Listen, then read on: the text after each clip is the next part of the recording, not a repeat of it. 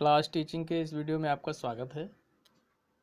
आइए बच्चों, कक्षा 11 जीव विज्ञान के क्रम में पहला अध्याय हम आपको पढ़ा रहे थे। इसके पिछले पार्ट में आपको 5 जगत वर्गीकरण पढ़ाया गया था। इस वर्गीकरण के प्रणेता R.H. व्हिटेकर थे। इस पूरे वर्गीकरण को हमने आपको समझाया था। आगे का टॉपिक जो है इस अध्याय का, आगे की जो हेडिंग है वो है विषाणु या वायरस जिसके कारण आजकल लॉकडाउन चल रहा है। पेंडेमिक बीमारी फैली हुई है, महामारी, वायरस। यही एक वायरस नहीं है, बहुत प्रकार के वायरस हैं। वायरसों का एक भरा पूरा संसार है। तो वायरस क्या होते हैं, कैसे होते हैं, आज इनके विषय में आप जानकारी प्राप्त करेंगे। वायरस क्या है, ये बहुत ही सिंपल और साधारण होते हैं लेकिन बहुत खतरनाक होते हैं। वायरस कभी भी किसी भी रूप में लाभदायक नहीं होते हैं। जीवधारियों के लिए किसी भी रूप में लाभदायक नहीं होते हैं। यहाँ पर आप समझ सकते हैं, वायरस प्रोटीन और न्यूक्लिक अम्ल के बने उपकोशिकीय संरचना वाले अविकल्पी परजीवी होते हैं। उपकोशिकीय क्यों कहा जाता है? क्योंकि ये कोशिका नहीं है लेकिन कोशिका जैसे ही बने हैं।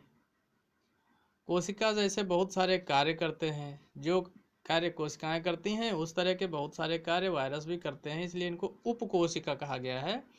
तो ये उपकोशिकीय संरचना है। फिर से जान लीजिए, वायरस प्रोटीन एवं न्यूक्लिक अम्ल के बने होते हैं। बस दो ही पदार्थ, एक प्रोटीन और दूसरा होता है न्यूक्लिक अम्ल। यही संरचना होती है वायरस की। इससे ज़्यादा कुछ नहीं है वायरस में। और ख़ास बात है, ये बैक्टीरिया से भी छोटे होते हैं। बैक्टीरिया, जीवाणु का नाम सुना है? उससे भी बहुत छोटे होते हैं। इनको केवल इलेक्ट्रॉनिक सूक्ष्मदर्शी की सहायता से ही देखा जा सकता है। इससे भी खास बात है, ये केवल जीवित कोशिकाओं के अंदर गुणन कर सकते हैं, मल्टीप्लिकेशन कर सकते हैं, अपनी संख्या बढ़ा सकते हैं। और जीवित कोशिकाओं के बाहर इनको क्रिस्टल के रूप में आप किसी भी बर्तन में भर के रख सकते हैं, इनको स्टोर कर सकते हैं। और लंबे समय तक आप 10 साल, 20 साल, 50 साल तक स्टोर करके रखिए, कोई दिक्कत नहीं आएगी इन पर। फिर जैसे ही आप निकाल करके किसी सजीव कोशिका में डालोगे, ये फिर सजीव की तरह से काम करना शुरू कर देंगे। सजीव की तरह से काम करने का मतलब ये अपनी संख्या वृद्धि करना शुरू कर देंगे और पोषक कोशिका के जीनोम पर अटैक करके उसको तोड़ करके अपना जीनोम तैयार करके रोग पैदा करना शुरू कर देंगे। और इन्हीं वायरसों को आप निकाल के किसी कांच के बोतल में पैक करके रख दीजिए। आप सोचेंगे कि ये 10 साल में मर जाएंगे। नहीं, मरेंगे नहीं, वो ऑलरेडी मरे हुए हैं। मरे क्या मतलब कि वो निर्जीव हैं। जब वो जीवित कोशिका के बाहर हैं तो वो निर्जीव होते हैं, और जब जीवित कोशिका के अंदर आते हैं तभी वे सजीव होते हैं। इनके अध्ययन के लिए विज्ञान की जिस शाखा का निर्धारण किया गया है उसको विषाणु विज्ञान या वायरोलॉजी कहते हैं। इनका अपना व्यापक इतिहास है। आइए आपको बताते हैं वायरस का इतिहास। वायरस का शाब्दिक अर्थ है विष के अणु। ये विष के अणु होते हैं। ये जंतुओं और पादपों में विभिन्न प्रकार के रोग उत्पन्न करते हैं। वायरस की खोज रूसी वैज्ञानिक आइवानोवस्की ने की थी। इसको कई लोग इवानोवस्की भी पढ़ते हैं, इसको आइवानोवस्की भी पढ़ते हैं। इंग्लिश में IWANOVSKY, ये स्पेलिंग है इनके नाम की। आप इसको इवानोवस्की भी पढ़ सकते हैं, आइवानोवस्की भी पढ़ सकते हैं, लेकिन आइवानोवस्की सही है। इवानोवस्की ये उच्चारण सही नहीं है। तो आयोनोवस्की रूस के वैज्ञानिक थे। 1892 में इन्होंने तंबाकू की पत्तियों में चितेरा रोग का अध्ययन किया था और इस प्रकार से इन्होंने तंबाकू की पत्तियों से ही इस वायरस की खोज की थी। उन्होंने रोगग्रस्त पत्तियों के रस को कपड़ छान करके स्वस्थ पौधों की पत्तियों पर रगड़ दिया। उसके बाद देखा कि स्वस्थ पौधों की जो पत्तियां थी उनमें भी चकत्ते पड़ गए थे, रोग पैदा हो गया था, रोग उत्पन्न हो गया था। बीजेरिंग ने सन 1898 में आइवानोवस्की की खोज की पुष्टि की। इसके बाद स्टैनले ये भी जीव वैज्ञानिक थे। 1935 में इन्होंने टीएमवी वायरस को क्रिस्टल के रूप में अलग किया था, क्रिस्टलीकरण कर दिया था। इस कार्य के लिए स्टैनले को 1946 में नोबेल पुरस्कार प्रदान किया गया। डार्लिंगटन ने सन 1944 में खोज किया कि वायरस न्यूक्लियोप्रोटीन के बने होते हैं। वायरस न्यूक्लियोप्रोटीन के बने होते हैं, ये खोज किसने किया, किसने बताया? डार्लिंगटन ने। कब बताया? 1944 में। स्टैनले को नोबेल पुरस्कार कब मिला? 1946 में। किस बात के लिए, किस अध्ययन के लिए? वायरस को क्रिस्टल अवस्था में अलग करने के लिए। आइवानोवस्की की खोज की पुष्टि किस वैज्ञानिक ने की? बीजे रिंग ने। कब की? 1898 में। ठीक है, आगे देखिए। 19वीं तथा 20वीं शताब्दी में निम्नलिखित वायरस जनित रोगों का पता लगाया गया। इनमें एक रोग था खुरपका मुंहपका, जो पशुओं में हो जाता है।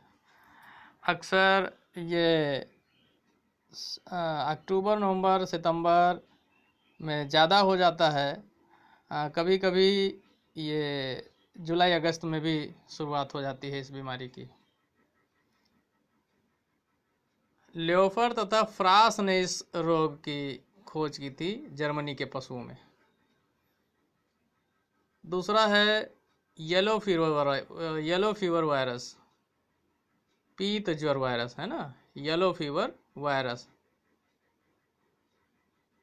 इसकी खोज वाल्टर रीड ने क्यूबा में मनुष्य के ऊपर की थी। इसके बाद पोलियो वायरस की खोज लैंडस्टीनर तथा पोपर ने 1909 में की थी। और यह प्रश्न बहुत पूछा जाता है परीक्षाओं में, पोलियो वायरस की खोज किसने की? तो आप बताएंगे लैंडस्टीनर तथा पोपर ने। कब की? 1909 में। इसी के साथ साथ पेयटन राउस ने मुर्गी में कैंसर रोग का पता 1909 में लगाया। तो 1909 में दो बीमारी वायरस वाली खोजी गई, एक तो पोलियो वायरस की खोज हुई और दूसरा मुर्गी में कैंसर की खोज हुई। इसके बाद में ट्वार्ट तथा डी हेरेल ने बैक्टीरियोफेज की खोज की है।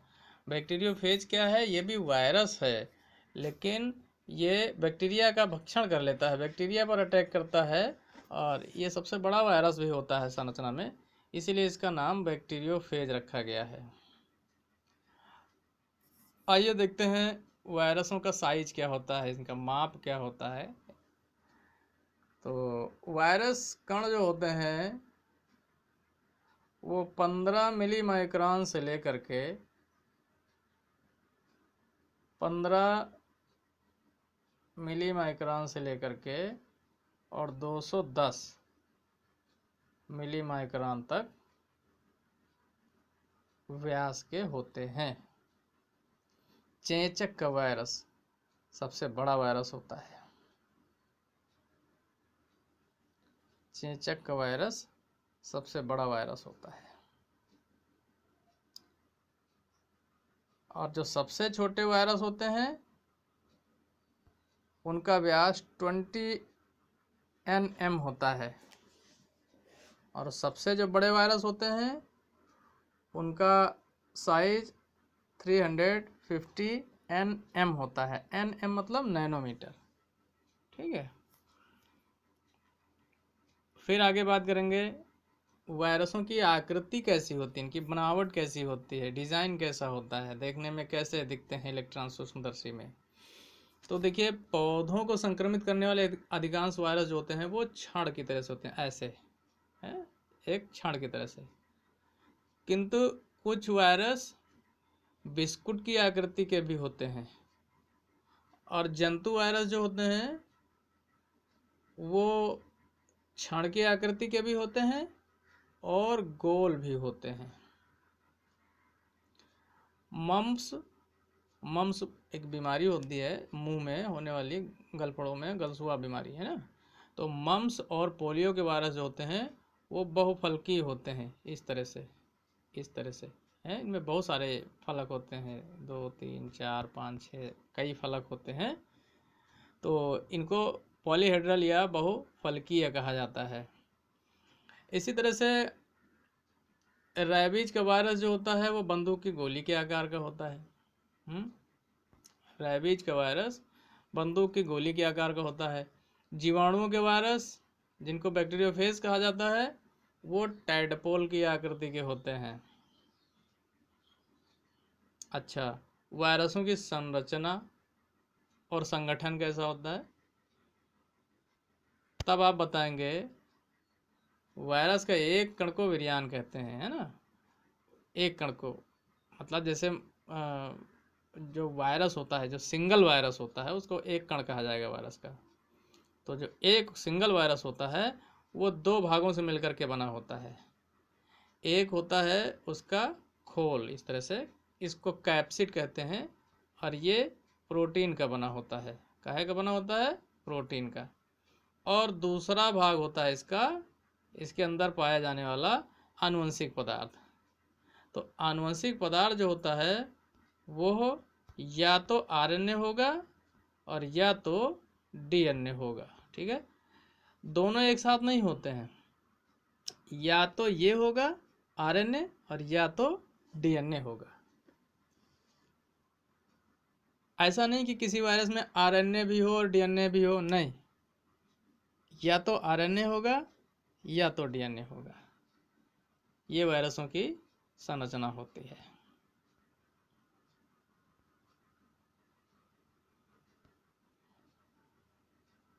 अभी आपको बताया, यहाँ फिर से हेडिंग है वायरस का आवरण। तो वायरस का आवरण जो होता है वो लिपोप्रोटीन से निर्मित होता है।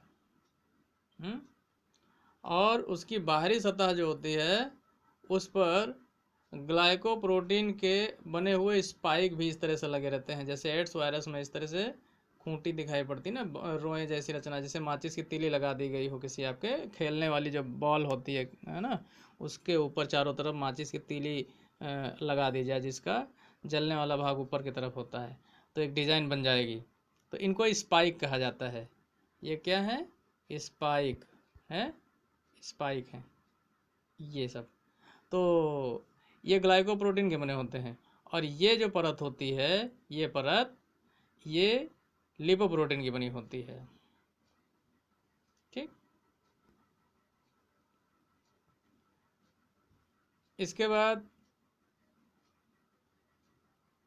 कुछ वायरस जो होते हैं उनके आवरण में पाए जाने वाले एंजाइम के अतिरिक्त उनमें सहायक एंजाइम भी पाए जाते हैं जो कि वायरस के न्यूक्लिक अम्ल से संबद्ध रहते हैं।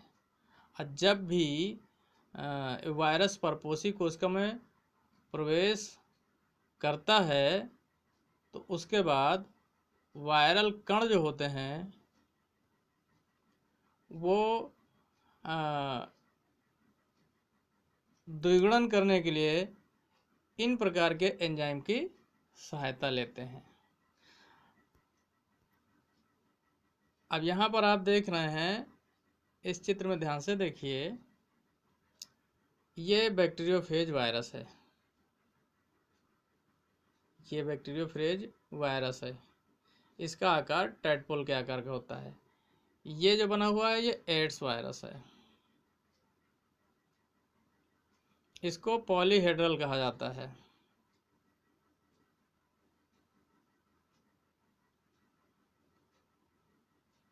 ये वायरस जो आप देख रहे हैं ये हर्पीज वायरस है, इससे हर्पीज बीमारी हो जाती है। ये वायरस जो आप देख रहे हैं ये पोलियो वायरस है।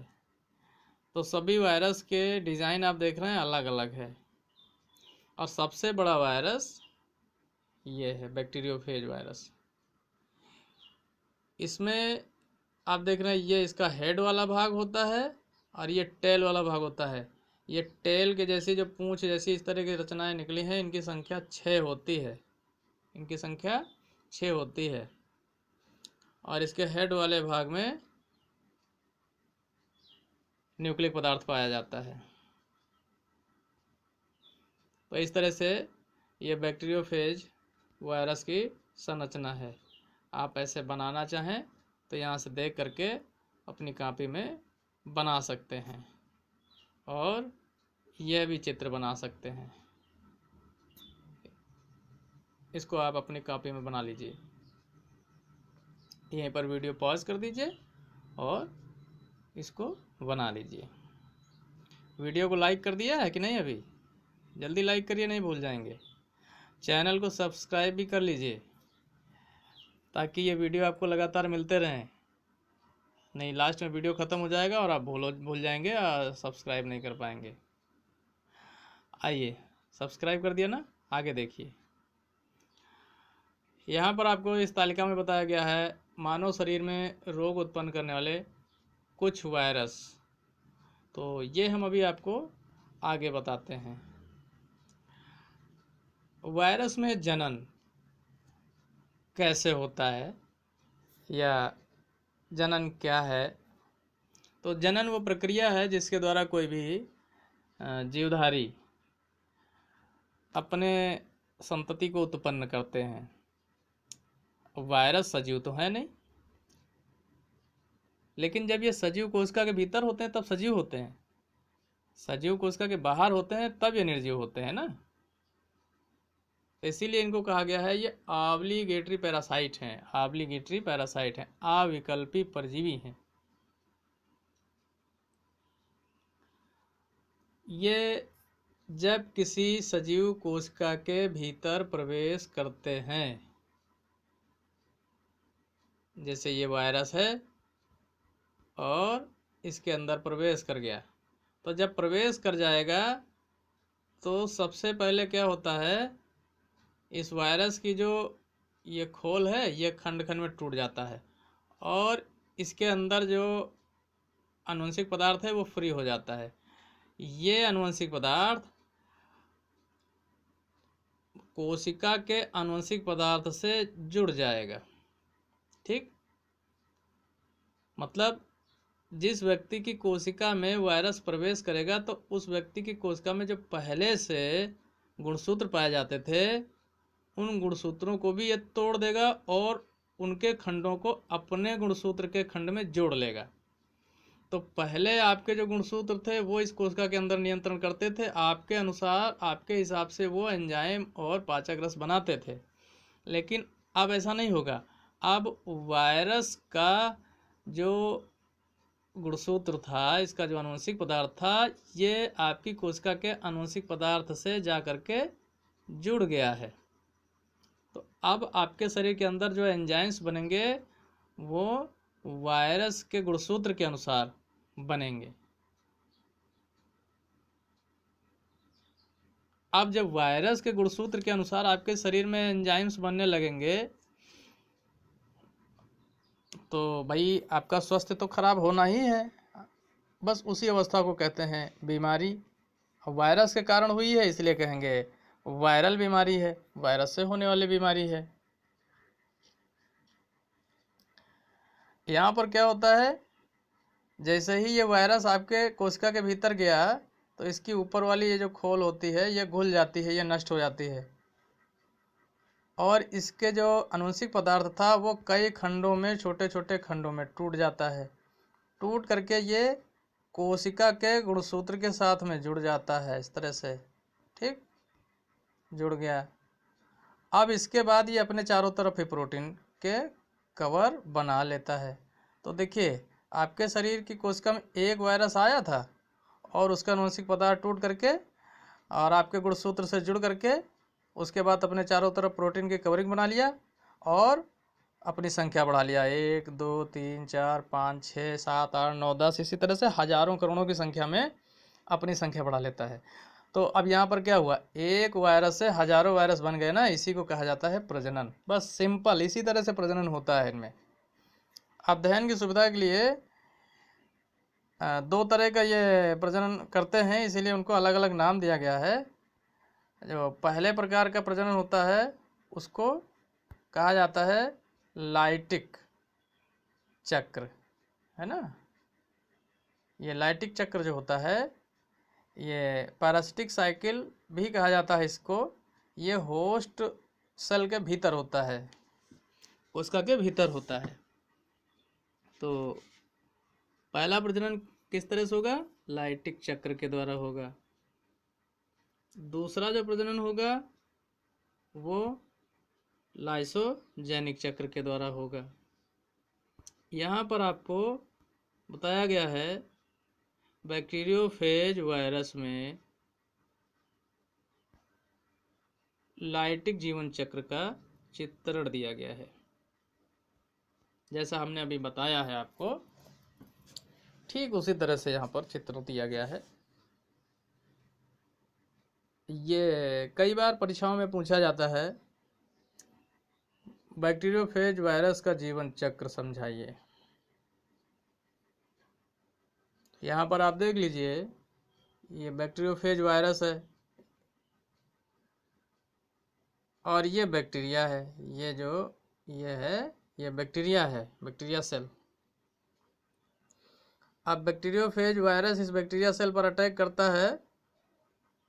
तो अटैक करने के बाद देखिए, वायरस का पूरा जो कैप्सिड है वो बाहर रह गया, केवल आनुवंशिक पदार्थ जीवाणु कोशिका के अंदर जाता है और ये आनुवंशिक पदार्थ जीवाणु के आनुवंशिक पदार्थ को कई खंडों में देखिए तोड़ देता है और अपना आनुवंशिक पदार्थ जो होता है वो जीवाणु के आनुवंशिक पदार्थ के साथ में जोड़ देता है और उसके बाद अपने चारों तरफ प्रोटीन की कवरिंग बना लेता है। और इसमें देखिए बहुत सारे वायरस, बैक्टीरियोफेज वायरस बन गए जीवाणु कोशिका के अंदर। अब जब वायरसों की संख्या इतनी ज़्यादा हो गई तो वायरस की जीवाणु की जो कोशिका होती है वो फूल जाती है। फूलने के फलस्वरूप क्या होता है, वो कहीं ना कहीं से रप्चर हो जाती है, फट जाती है। पर जब फट जाएगी तो सारे वायरस जीवाणु कोशिका के बाहर चले जाएंगे। अब ये दूसरी कोशिका पर अटैक करेंगे, फिर तीसरी कोशिका पर अटैक करेंगे, चौथी कोशिका पर अटैक करेंगे। इस तरह से शरीर की संपूर्ण कोशिकाओं को अटैक करके इसी तरह से फाड़ देते हैं, नष्ट कर देते हैं। जब कोशिकाएं नष्ट हो जाएंगी तो जीवन तो नष्ट हो ही जाएगा, वो चाहे जीवाणु का हो और चाहे मनुष्य का हो, चाहे किसी पौधे का हो। इसलिए कहा जाता है कि जीवाणु किसी भी जीवधारी के लिए बहुत खतरनाक होते हैं। इनका प्राकृतिक नियंत्रण ही किया जा सकता है। हमारे मेडिकल एसोसिएशन के द्वारा आज तक कोई भी अंग्रेजी दवा, एलोपैथिक दवा अभी तक वायरस के विनाश के लिए नहीं बन पाई है। केवल प्रतिरक्षा तंत्र को मजबूत करने वाली दवाएं दी जाती हैं जो वायरस के आक्रमण को थोड़ा सा कंट्रोल कर देती हैं और धीरे धीरे जीवधारी को आराम मिलने लगता है।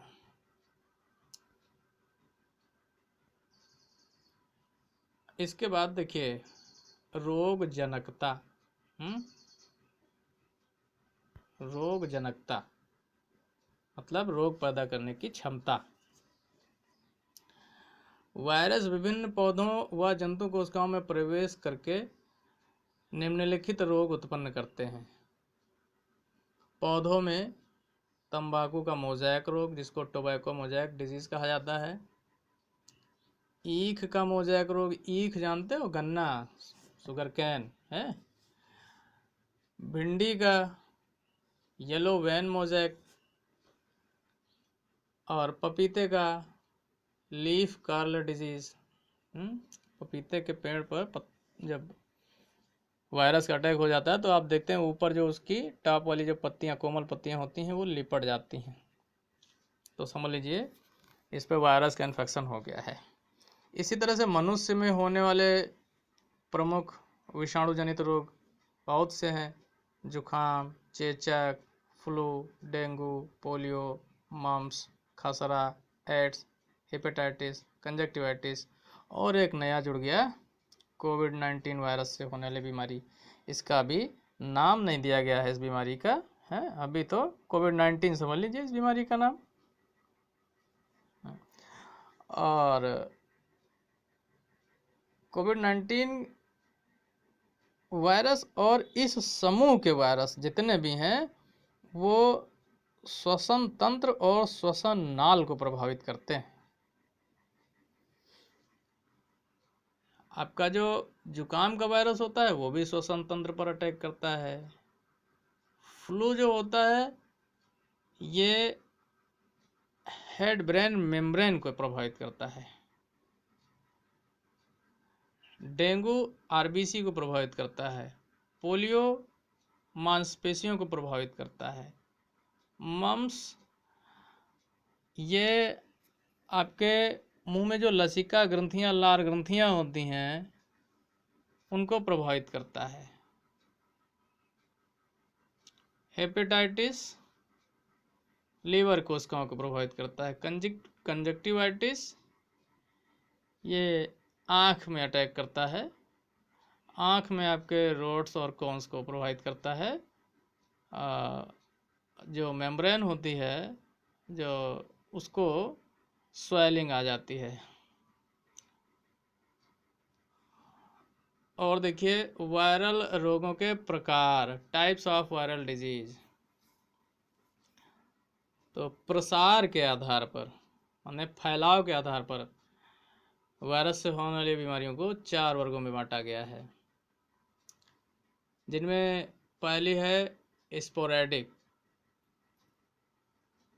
इस प्रकार की जो वायरल बीमारी होती है वो संयोगवश किसी को हो जाती है तो ये किसी क्षेत्र विशेष के किसी मनुष्य में होती है,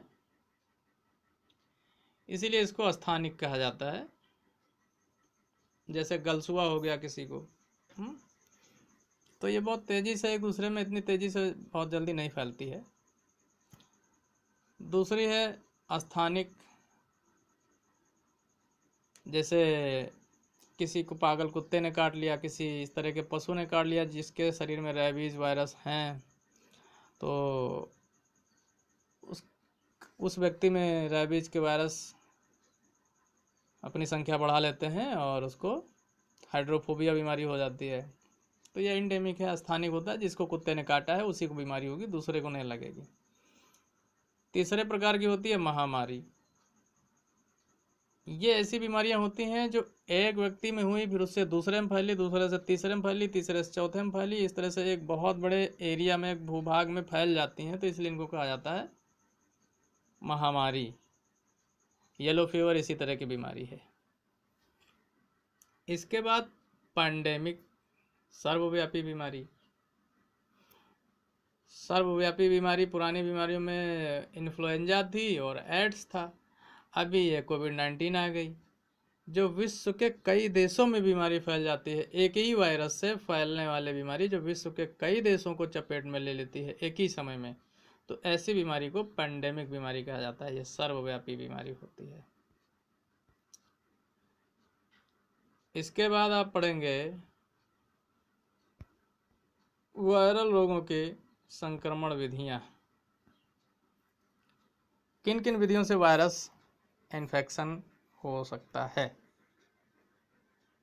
बहुत ही सरल है। देखिए वायु के द्वारा, आपका जो सर्दी जुकाम खसरा चेचक इन सब के वायरस हैं ये वायु के माध्यम में शरीर में प्रवेश कर जाते हैं।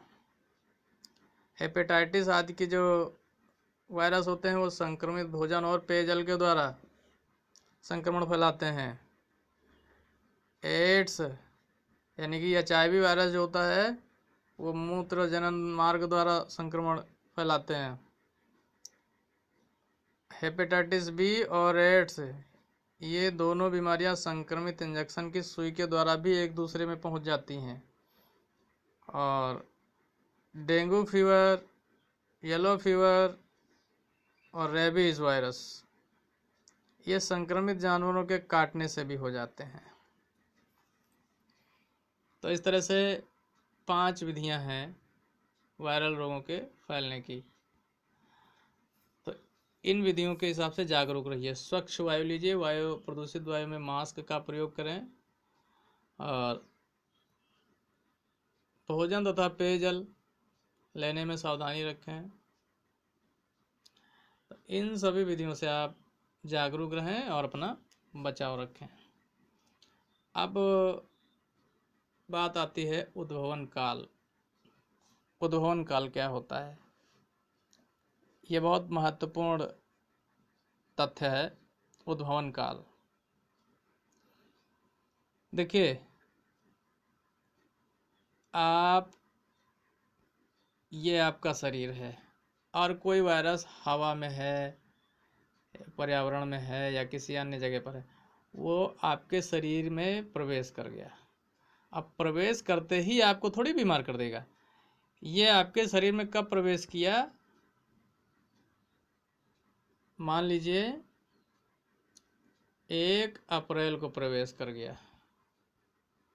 1 अप्रैल को आपके शरीर में प्रवेश कर गया, ठीक। अब मई बीत गया, जून बीत गया, और जुलाई में क्या हुआ कि आपका स्वास्थ्य बिगड़ने लगा। 10 जुलाई को आपका स्वास्थ्य बिगड़ने लगा, ठीक। जांच हुई तो पता चला वायरस का इन्फेक्शन है। तो यहाँ 1 अप्रैल से लेकर के और 10 मई तक का पीरियड जो था, इसी पीरियड को कहा जाता है उद्भवन काल। समझ में आ गई बात? मतलब जिस दिन ये आपके शरीर में प्रवेश किया, उस दिन से लेकर के जिस दिन पहली बार इस बीमारी के लक्षण दिखाई पड़े, उस बीच का जो पीरियड था, उस पीरियड को ही इंक्यूबेशन पीरियड कहा जाता है, उद्भवन काल कहा जाता है। और इसके बाद अभी थोड़ा सा और बचा है वायरस के बारे में, वो हम आपको नेक्स्ट पार्ट में पढ़ाएंगे। वीडियो को सब्सक्राइब कर लीजिए, लाइक कर लीजिए। कोई भी आपका कमेंट है, सजेशन है, तो उसको कमेंट सेक्शन में ज़रूर लिखिए। और ठीक से पढ़ाई करिए, नोट्स बनाते रहिए, चित्र बनाते रहिए, अभ्यास करते रहिए। Okay, thank you.